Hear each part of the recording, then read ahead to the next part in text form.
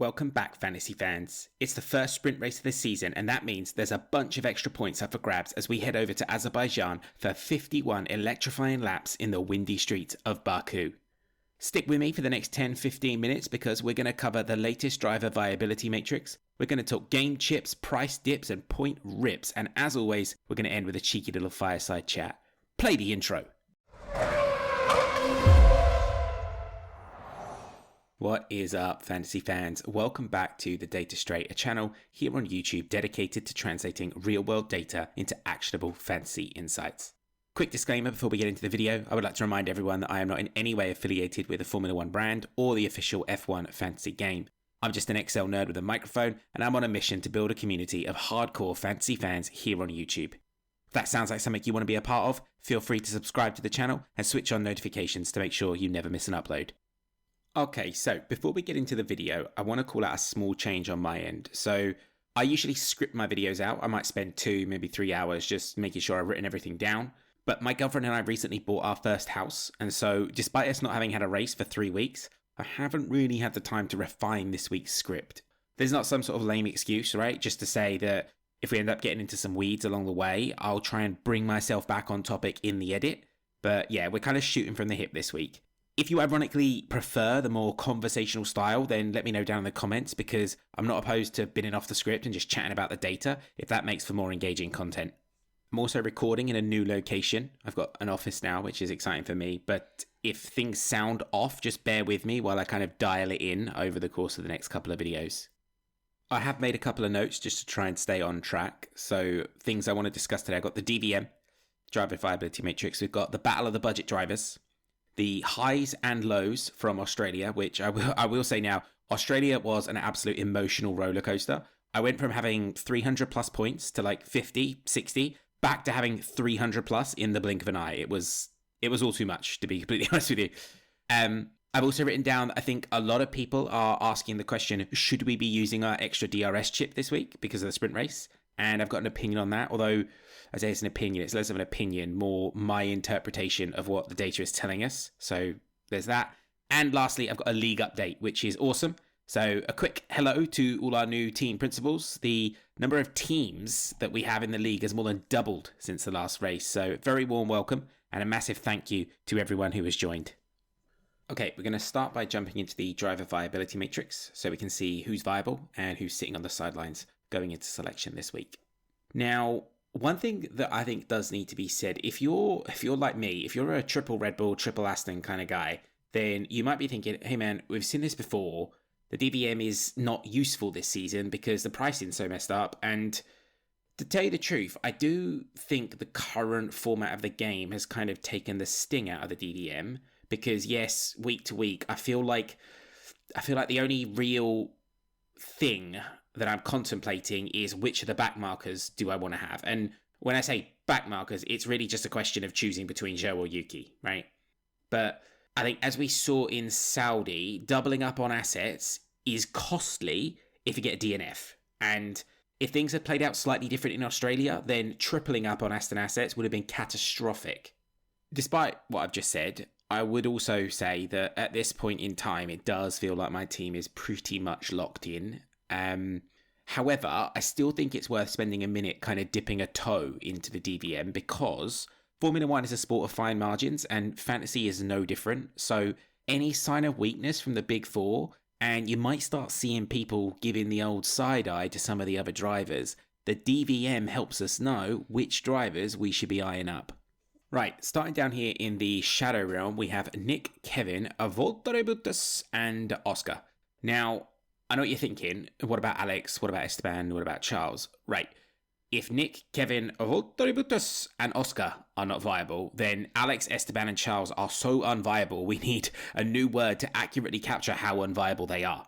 Alex is currently sitting on minus 19 points. That means on average, he's stealing just over 6 points per race from your totals. That's not unviable. That is a legit crime against fantasy, right? Esteban and Charles are essentially just having a really bad run of luck, and prior to Pierre torpedoing Esteban on the restart, things were looking good for the big friendly giant, but it's just the way it goes, right? Poor lad can't string 2 points together to save his life. Charles is Ferrari. Ferrari is pain. Pain is bad.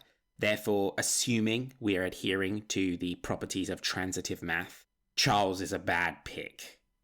Moving on up, we've got 3 line riders. So these are viable picks, but the risk is higher because it could go either way. This week's line riders are Nico, Lance, and surprise, surprise, it's Lando, who until last week was having an absolute shocker.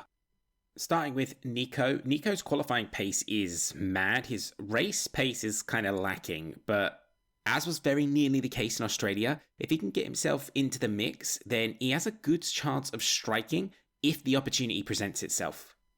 Up next is everybody's favourite Maple Man. So Lance put in a really solid drive after his DNF in Saudi. I won't labour the point about Australia anymore because we all know what happened, but it was very nearly not a fairy tale ending for Lance. As it was all right on the night, and Lance finished P5 and scored 29 points in Australia. Okay, please fasten your seatbelts and put your trays in the upright position. We are now moving into the viable picks. So really, your team should be made up of, I would say, 5 of the following 10 drivers, right? First up is Logan. Then we have Yuki and Zhou, who are essentially the only backmarkers worth backing.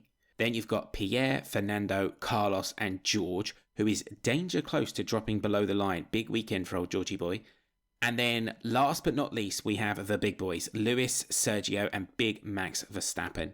Now, despite the rumours, Max has confirmed that he will be racing this weekend. Red Bull have said that unfortunately they can't release Max to attend the summer tea party being hosted in his back garden by Penelope this weekend. It's all very sad.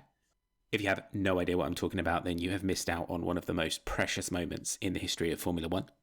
I'm seeing a lot of chatter on Twitter about people wanting to bring Pierre Gasly into their lineups, and to be fair, that feels like a solid shout because I would love to get Pierre into my team, but I've invested over 70% of my budget in Red Bull assets, so I can't afford to bring him in. Someone I can afford, who I do have in my team, is Fernando, and I think if you're serious about scoring points, Fernando has to be in your lineup too. Apart from the fact that he's massively underpriced, he's currently part of 82% of people's lineups, so picking Fernando is less about actually scoring points and more about just not losing ground to the hive mind. Because, so what if he DNFs? There's an 82% chance that he was in your rival's team anyway, so if you pick Fernando, it's essentially a net zero transaction when it comes to point scoring. What we're going to do now is, instead of talking about Zhou and Yuki within the confines of the DVM, let's jump into the Battle of the Budget Drivers chart and talk about how they're performing relative to their closest rivals.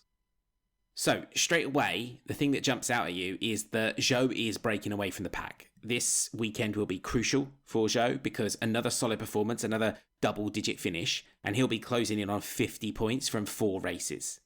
Zhou is actually currently sitting P6 in the FDC.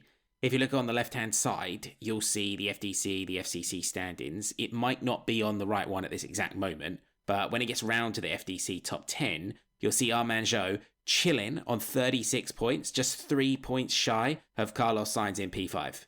It's actually fair to say at this point, Zhou is not the best back marker, he is the best of the rest. He's outscoring 10 drivers, all priced higher than him.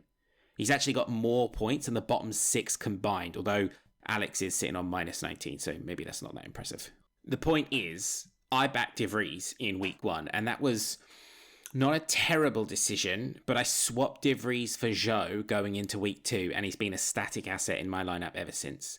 Now, if I was going to change from Zhou, let's say Alpha and Out Zhou is taking a penalty or something happens and Zhou is clearly not the horse to back, then the question is, where do you go? Now, based on the data, I think there are 2 other really strong options, right? The first is Yuki. On track, Yuki has had a blinding start to this season and things are looking equally strong in the fantasy rankings. Based on 3 races, Yuki is shaping up to be the most consistent option within the back markers. His trajectory is pretty much just consistently up, and that's up with a decent velocity. It's not as impressive as how fast Alex is going in the opposite direction, but Yuki is a strong pick, and price-wise, there's not really anything in it.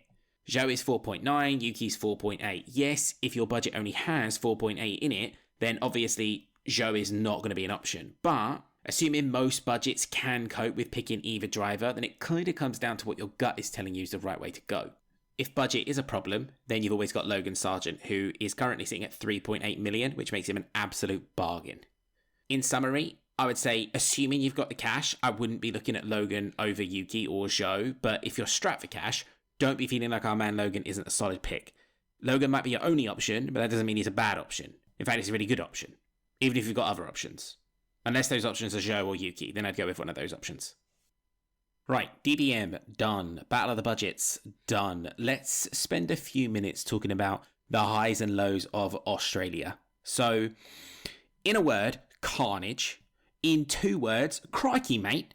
And in 3, thank the gods. As I said earlier, I went from 300 plus points to maybe 60, 70, something like that, back up to 300 plus in the amount of time it took Pierre Gasly to put the banhammer into the side of Esteban's car.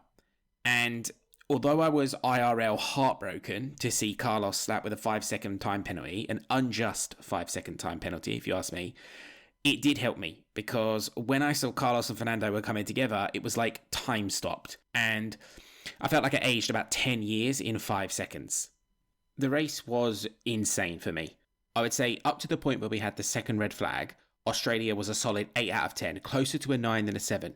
But in the end, I would say it was a 6, and that's closer to a 5. In fact, I might just say it was a 5, and that's just because from my perfectly informed sofa, it looked like an absolute clown show. And to be fair, the coverage didn't really help. I don't think Australia was F1's finest moment. But we don't focus on the actual racing on this channel. We're Formula One through the lens of fantasy. So bringing it back to the matter at hand, I would say Australia was 10 out of 10, perfect race. Literally the best race of the decade. I scored 335 points, and the only reason I missed out on maximum points was because I had Verstappen as my DRS boosted driver, not Sergio. So almost 10 out of 10. I'll stay humble and give myself 9.5 out of 10. Now, Sergio's score is something I want to talk about, and it dovetails nicely into the next segment. So we've had 3 races so far this season, and in 2 of those races, we've had a driver starting the race out of position relative to what we would expect from them.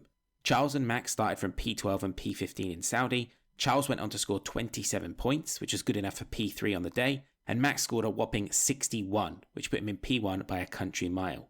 Then, in Australia, Sergio had a disaster in qualifying, and Red Bull opted to start the Mexican from the pit lane. Now, despite the chaos, Sergio had a solid recovery drive, and he finished the race with 52 points, which was also good enough for P1 by another country mile.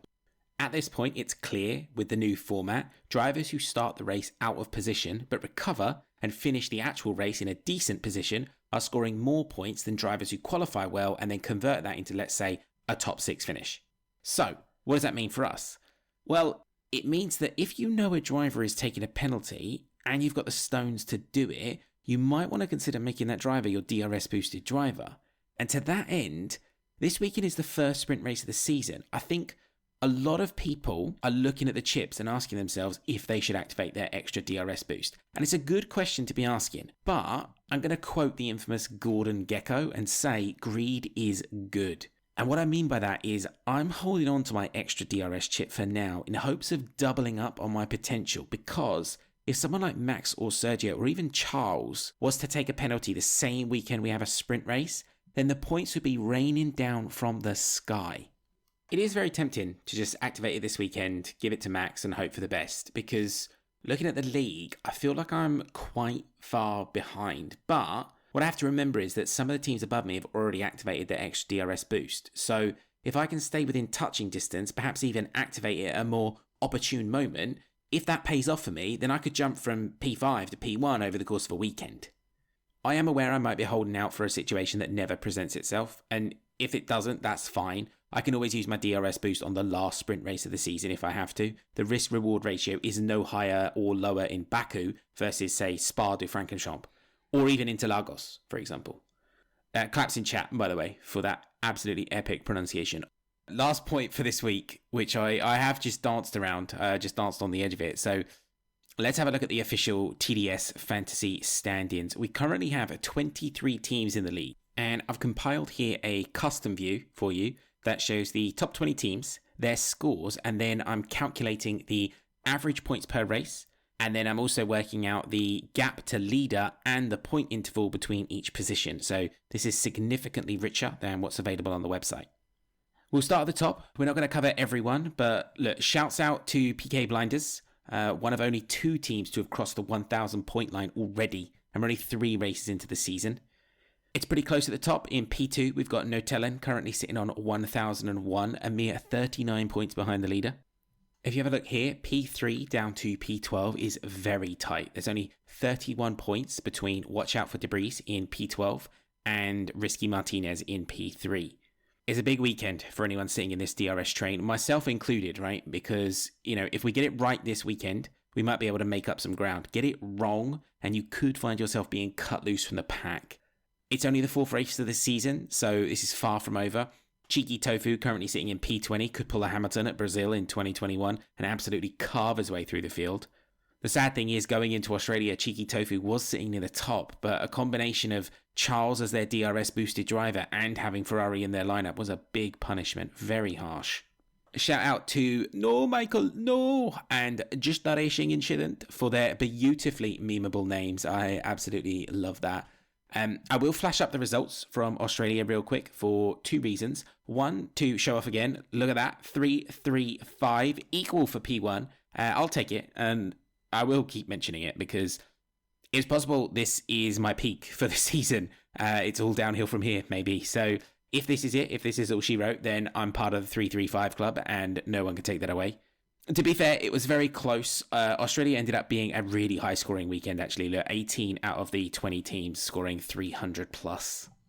One final point in closing. If you want to see points targets for the entire grid, then follow me on Twitter, because I'll be putting out a full list of points targets, including targets for P1, P2, and P3, using data from last season to try and predict the result ahead of Lights Out. At the Data Straight, if you want to see that. As always, if you have any questions or feedback on how I can improve the show, please leave me a comment down below, or you can also reach out on Twitter. I think that's pretty much it for this week's upload. I think I already mentioned there, but to be clear, my lineup for BAKU is unchanged from my lineup for Australia.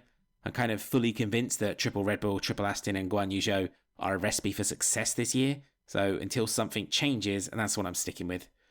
Best of luck with your team selection. I hope you have a great day ahead, and I'll see you again very soon.